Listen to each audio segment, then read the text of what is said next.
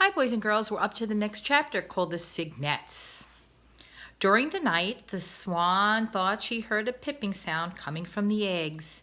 And in the hour just before dawn, she was sure she felt a slight movement under her, as though a tiny body were wiggling there. Perhaps the eggs at last were hatching. Eggs, of course, can't wiggle, though, so the swan decided she must have something under her that wasn't an egg. She sat perfectly still, listening and waiting. The cob floated nearby, watching very carefully. A little swan enclosed in an egg has a hard time getting out. It would never get out if nature had not provided it with two important things: a powerful neck muscle and a small dagger tooth on the tip of its bill. This tooth is sharp, and the baby swan uses it to pick a hole in the tough shell of the egg. Once that hole is made, the rest is easy. The cygnet can breathe now. It just keeps wiggling and wiggling until it's free. The cob was expecting to become a father any second now. The idea of fatherhood made him feel poetic and proud. He began to talk to his wife. "Here I glide, swan-like," he said, "while earth is bathed in wonder and beauty. Now slowly the light of day comes into our sky. A mist hangs low over the pond. The mist rises slowly, like the steam from a kettle. While I glide and I glide, swan-like, while eggs hatch, while young swans come into existence. I glide and I glide, the light strengthens, the air becomes warmer, and gradually the mist disappears. I will glide and glide, swan-like.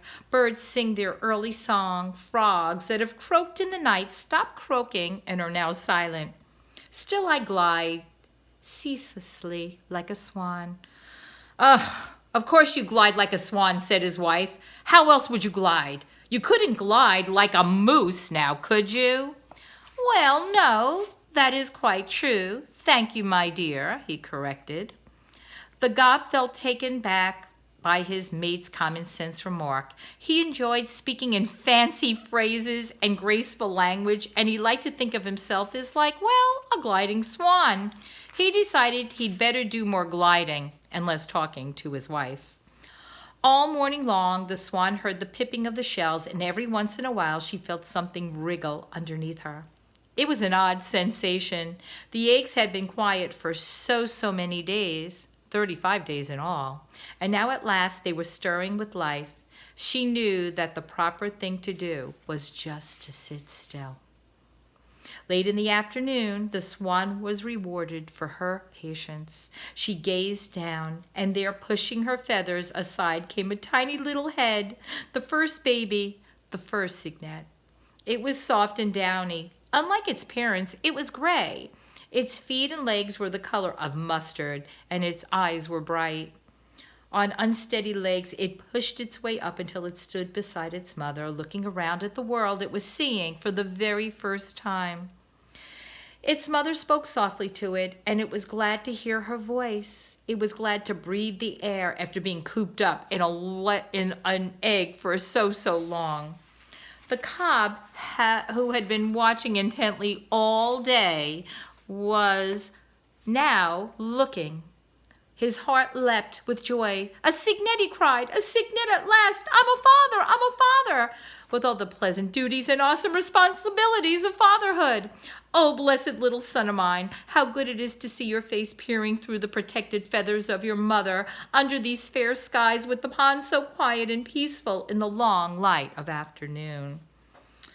"What makes you think it's a boy?" inquired his wife. "For all you know, it's a girl. Anyway, it's a cygnet, and it's alive, and it is healthy.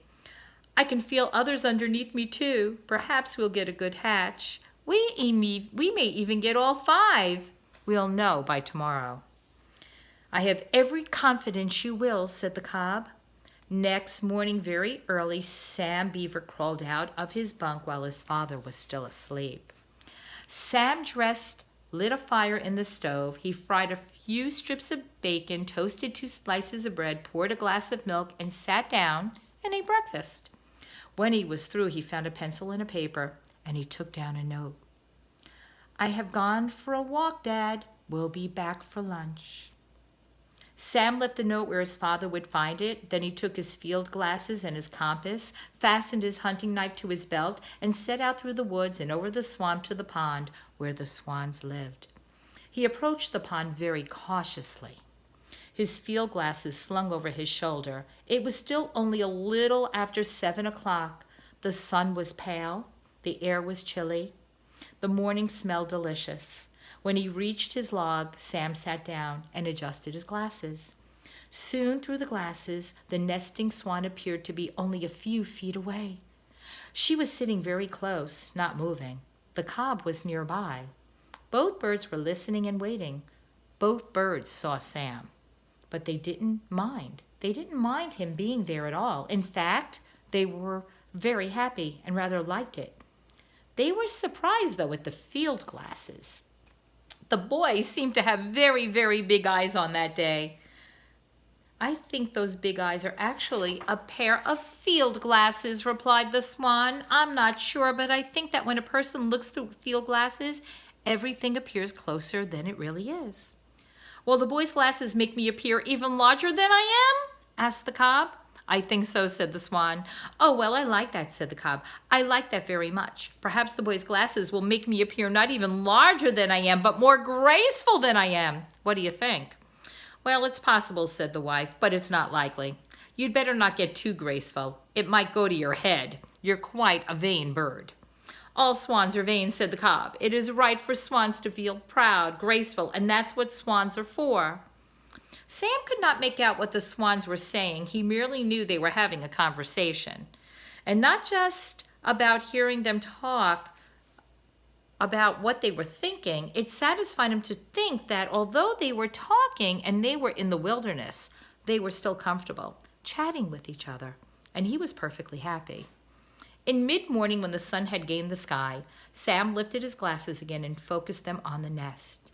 And at last, he saw what he had come to see, a tiny little head thrusting through the mother's feathers, the head of a baby trumpeter. The youngster scrambled up onto the edge of the nest. Sam could see its gray head and neck, its body covered with soft down, its little yellow legs and feet with their webs for swimming. And then soon another one appeared, then another. Then the first one worked his way down into his mother's feathers again for warmth. Then one tried to climb up on his mother's neck, but the feathers were slippery and he slid off. The swan just sat there enjoying her babies, watching them, using their bodies to gain leverage. An hour went by. One of the cygnets, more daring than the others, left the nest and teetered around on the shore of the little island. When this happened, the mother swan stood up. She decided the time had come to lead her children into the water. Come on, she said, and stay together. Note carefully what I do, then you do the same thing. Swimming is easy. 1, 2, 3, 4, 5, Sam counted. 1, 2, 3, 4, 5. 5 babies, just as sure as I'm alive. The cob, as he saw his children approach the water, felt that he should act like a father, and he began making a speech. Welcome to the pond and the swamp, he said. Welcome to the world that contains this lonely pond, this splendid marsh, unspoiled and wild. Welcome to sunlight and shadow, wind and weather. Welcome to water.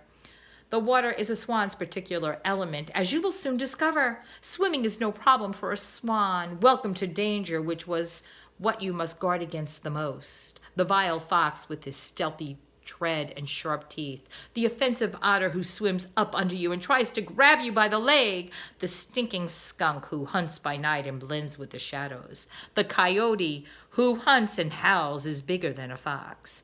Beware, just beware of the dangers around the pond. Be vigilant, be strong, be grave, be graceful, and always follow me. I will go first, then you will come along in a single file, and your devoted mother, she will be at the end. Enter the water quietly and confidently. The mother swan, glad the speech was finally over, stepped into the water and called her little ones. The cygnets gazed for a second at the water, then tottered over, gave a jump, and they were afloat. The water felt good. Swimming was simple, nothing to it. The water was good to drink, too. Each baby dipped its mouth. Their happy father arched his long, graceful neck over and around them protectively. Then he set off very slowly, and the Cygnets followed along in single file. Their mother brought up the rear. "What a sight," Sam said to himself. "What a terrific sight! All of these swans, all in line, 5 of them just out of the egg. This is my lucky day," he said. Like all fathers, the cob wanted to show off his children to somebody. So he led the Cygnets to where Sam was.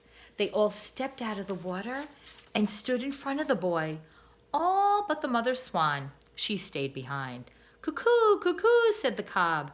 "Hello," said Sam, who hadn't expected anything like this and hardly dared to breathe. The first Cygnet looked at Sam and said, "Beep, beep, beep," and so did the second, and so did the third and the fourth. But the fifth one was different. He opened his mouth, but no sound came out. He did make an effort to make a beep, but no sound came out again. So instead, he stuck his little neck out, took hold of one of Sam's shoelaces, and gave it a pull. He tugged at Sam's shoelace for a moment, and then it came untied. Then he let it go. It was like he was greeting Sam. The cob now looked worried, though.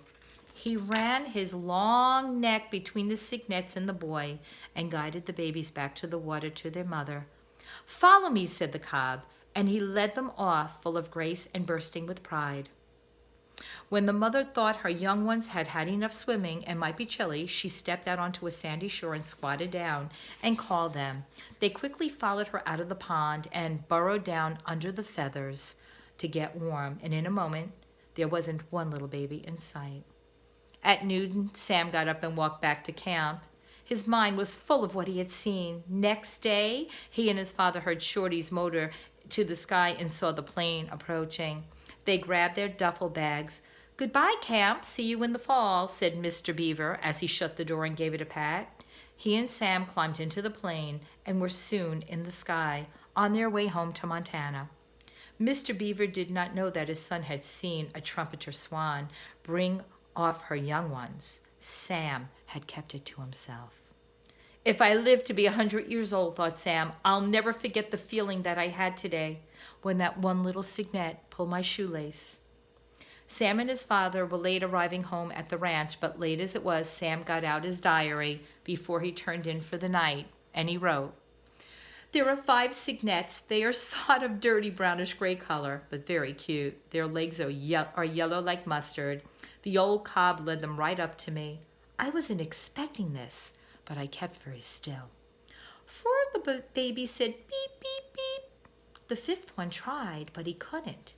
He took hold of my shoelace, though, as though it was a worm, and gave it a tug and untied it. I wonder what I'm going to be when I grow up." He switched off the light, pulled the sheet up over his head, and fell asleep wondering what he was going to be when he woke up. And I do have a picture to show you of Sam and the shoelace. So here we go. Here's Sam. And there is the little babies pulling the shoelace. See the little baby pulling his shoelace? Well, that is the chapter for now. And the next chapter is actually called Lewis. So I wonder what you're thinking. Well, I hope you enjoyed this chapter of The Trumpet of the Swan. See you soon.